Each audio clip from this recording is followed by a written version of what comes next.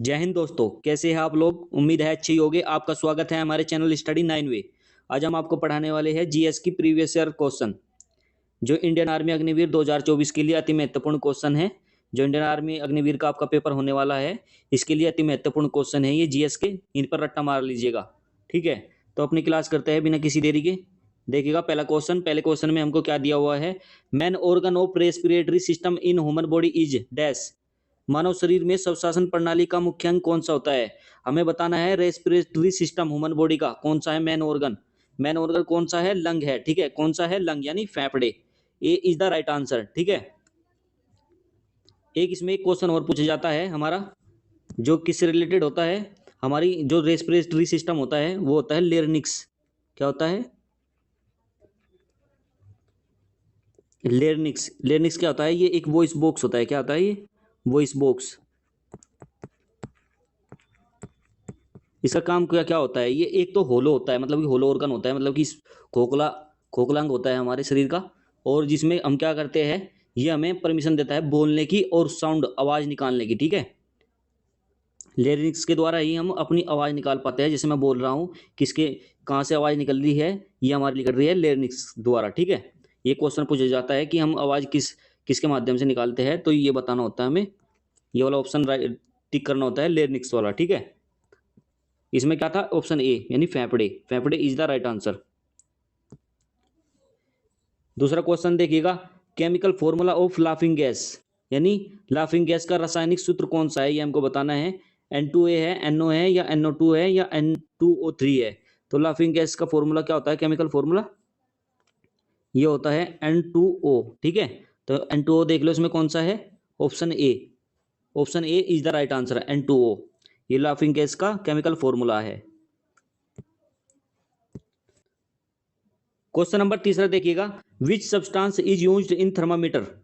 Mercury, water, iron, oil. यानी thermometer में किस पदार्थ का उपयोग किया जाता है। पारा, जल, लोहा, तेल। तो किसका उपयोग किया जाता है थर्मामीटर में। मरकरी का किया जाता है। किसका किया जाता है। मरकरी का किया जाता है, यानी पारा का, ठीक है। तो option A is the right answer. अगर जो आपसे ये पूछने लगे मरकरी थर्मामीटर किसके द्वारा इन्वेंटेड किया गया था, यानी किसके द्वारा खोजा गया था, ठीक है। तो किसके द्वारा खोजा गया था ये खोजा गया था डेनियल गबेरियल। नाम बहुत बड़ा है इसका, देख लेना। फेरेनाइट एम्स्टर्डम, ठीक है। इसके द्वारा ये खोजा गया था। क्या खोजा गया था। मरकरी थर्मामीटर, ठीक है। तो option A is the right answer, पारा। Of life is the dash. Organ, organelle, tissue, cell. यानी जीवन की मूल इकाई कौन सी है। अंग है, ऑर्गनल है, उत्तक है, या सेल है। तो कौन सी है। जीवन की मूल इकाई सेल है, यानी cell. Option D is the right answer. Cell किसके द्वारा खोजी गई थी। सेल खोजी गई थी रॉबर्ट हुक द्वारा। किसके द्वारा। रॉबर्ट हुक द्वारा, ठीक है। ये भी क्वेश्चन पूछा जाता है आपसे। सेल किसके द्वारा खोजी गई है, तो रॉबर्ट हुक द्वारा खोजी गई है। तो option D is the right answer. Question number 5वां देखिएगा। Which of the following gas is not noble gas. निम्नलिखित में से कौन सी गैस एक निष्क्रिय गैस नहीं है, ठीक है। हमको बतानी है नोबल गैस कौन सी नहीं है, ठीक है। नोबल गैस कौन कौन सी होती है। नोबल गैस होती है, एक तो हीलियम होती है, एक नियोन होती है, ऑर्गन होती है, क्रिप्टॉन होती है, और जिनोन होती है, और रेडोन होती है, ठीक है। कितनी होती है हमारी पूरी गैस। 6 गैस होती है, ये नोबल गैस होती है हमारी, ठीक है। और ऑक्सीजन है, यह एक डाई एटॉमिक गैस है हमारी। और यो हीलियम, नियोन, आर्गन और क्रिप्टॉन, जिनोन, रेडोन, ये कौन सी गैस है हमारी। ये सभी गैस हमारी नोबल गैस है। तो हमको ये बताना था नोबल गैस कौन सी नहीं है इसमें। नियोन यह भी एक नोबल गैस है, हीलियम भी, ऑर्गन भी, ठीक है। तो ये तीनों तो सही है, ये नोबल गैस है। हमको बताना है कौन सी नहीं है, तो ऑक्सीजन नहीं है। तो ए इज द राइट आंसर, ठीक है। ये क्या है, एक डाई एटॉमिक गैस है। मतलब डाई एटॉमिक क्या होती है, ये इजीली से डिफरेंट एलिमेंट के साथ रिएक्ट कर लेती है और एक कंपाउंड बना लेती है, ठीक है। यानी जैसे CO2 हो गया, कार्बन के साथ इन्होंने एक कंपाउंड बना लिया है, ठीक है। तो option A is the right answer. Question number 6 देखिएगा, melting point of ice is, बर्फ का गलनांक डैश है। तो क्या है, बर्फ का गलनांक 0 डिग्री सेल्सियस है। ठीक है, क्या है, 0 डिग्री सेल्सियस है मेल्टिंग पॉइंट किसका, आइस का, 0 डिग्री सेल्सियस है। Option D is the right answer. Question number 7 देखिएगा, typhoid is the caused of by virus, protozoa, bacteria, protein. ठीक है, तो मतलब ये पूछ रहा है टाइफाइड किसके कारण होता है, ये पूछ रहा है ये। तो किसके कारण होता है टाइफाइड, टाइफाइड एक बीमारी है, तो किसके कारण होता है, जीवाणु के कारण होता है, यानी बैक्टीरिया के कारण होता है। अगर आपसे ये पूछने लगे बैक्टीरिया की और कौन कौन सी बीमारी होती है, बैक्टीरिया से होती है एक तो कोलेरा, कोलेरा यानी हैजा। ठीक है, अरे कौन सी, टीबी हो जाती है, प्लग हो जाती है। ठीक है, ईटीसी, ये सभी किसके द्वारा होती है बीमारी, बैक्टीरिया के कारण होती है। ठीक है, और वायरस से कौन कौन सी बीमारी हो जाती है, HIV हो जाती है जो मेन है। ठीक है, पोलियो, ठीक है, डेंगू, डेंगू भी किसके कारण होता है, वायरस के कारण होता है। ठीक है, और कोरोना जो अभी चला था, कोरोना भी किसके कारण हुआ था, वायरस के कारण हुआ था। ठीक है, और प्रोटोजा की बात करते हैं, प्रोटोजा की कौन कौन सी बीमारी होती है, मलेरिया हो जाता है प्रोटोजा के कारण। ठीक है, और एक क्या होता है, गायरेडिया, ये बीमारी किसके कारण होती है, प्रोटोजोआ के कारण होती है। ठीक है, और फंगी के कारण कौन कौन सी बीमारी होती है, फंगी के फंगी के कारण कौन कौन सी बीमारी होती है, एक तो रिंग वॉर्म हो जाते हैं यानी दाद,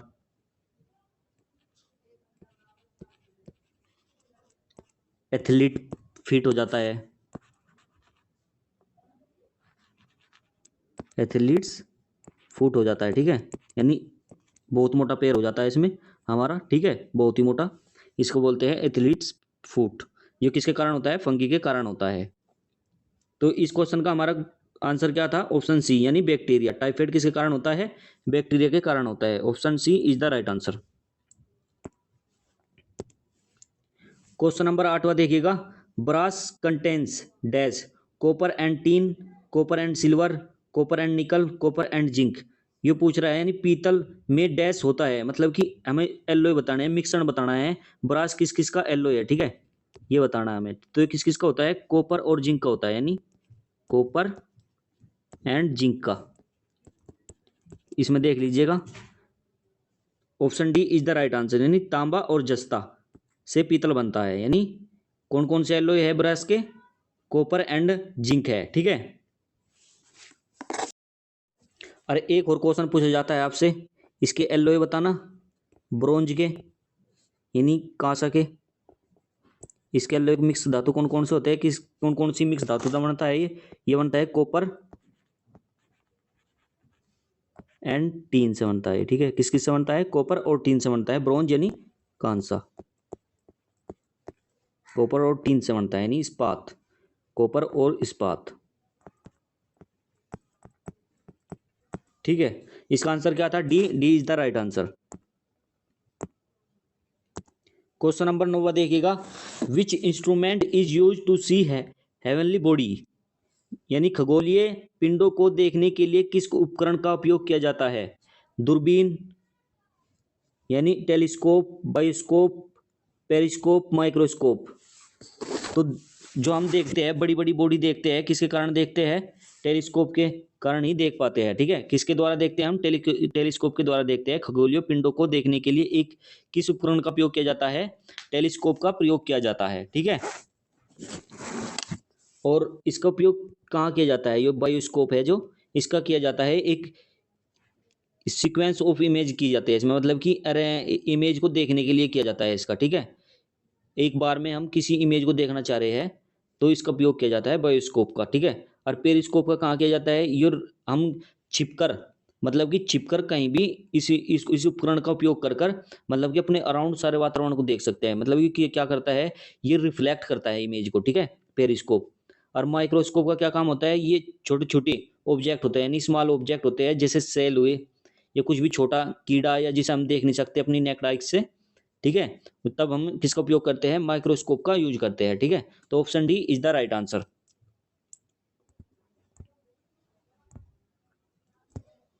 क्वेश्चन नंबर 10 देखिएगा, the disease caused by the bite of a mad dog is called, यानी पागल कुत्ते के काटने से होने वाली बीमारी डैश कहाँ कहाँ जाती है, मतलब कौन सी बीमारी होती है, पागल कुत्ते के काटने से कौन सी बीमारी होती है, रेबीज होती है, यानी डी।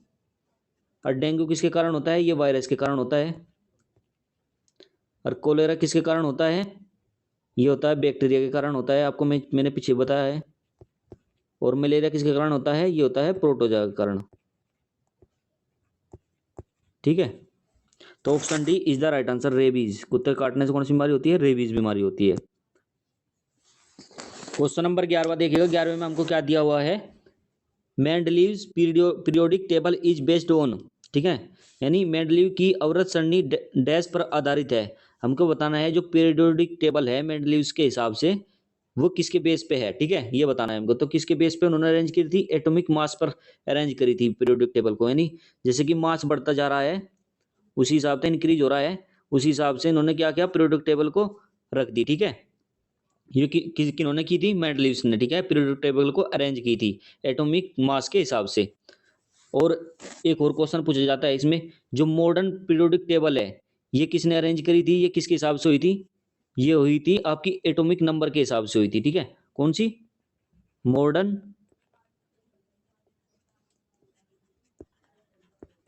Periodic table.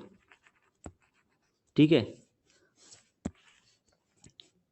ये अरेंज किसने की थी, father of modern periodic table कौन है, हेनरी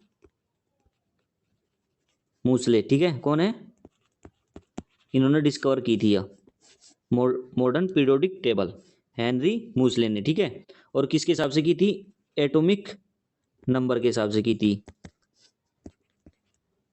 जो सी हम अब पढ़ते हैं वो एटॉमिक नंबर के हिसाब से है मॉडर्न पीरियोडिक टेबल। ठीक है, जैसे जैसे हमारा इंक्रीज होता जाता है नंबर उसी हिसाब से अरेंज हुई हुई है। ठीक है, तो option B is the right answer 11th question का, परमाणु द्रव्यमान।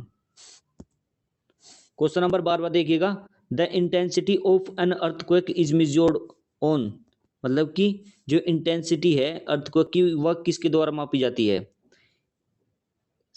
सेकेंड स्केल, वेंग स्केल, रिश्टर स्केल, मर्काली स्केल। तो किसके द्वारा मापी जाती है इंटेंसिटी, मर्काली स्केल द्वारा मापी जाती है। ठीक है, और इसका रिश्टर स्केल क्या करता है, ये मापता है जो अर्थक्वेक आता है, जो झटके लगते हैं यानी शोक लगते हैं, ये उसको मापता है। ठीक है, रिश्टर स्केल। और एक होता है सिस्मोग्राफ,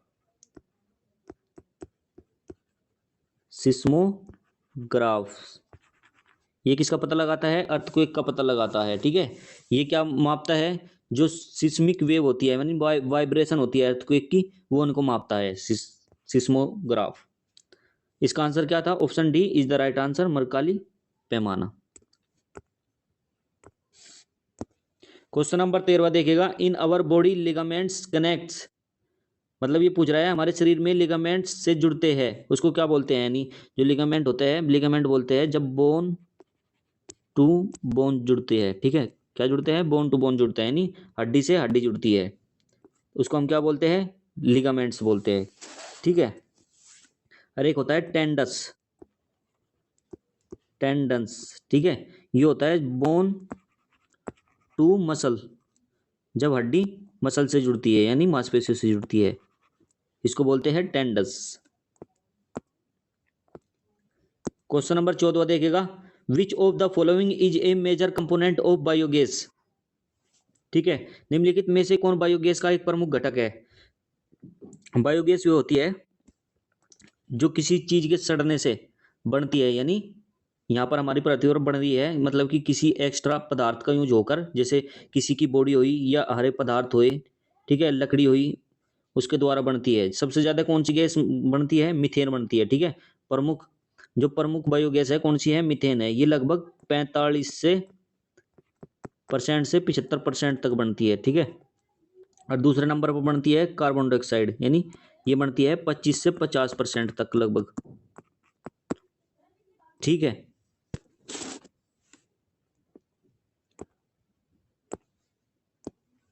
क्वेश्चन नंबर 15 देखिएगा, which of the following is used in thermometer.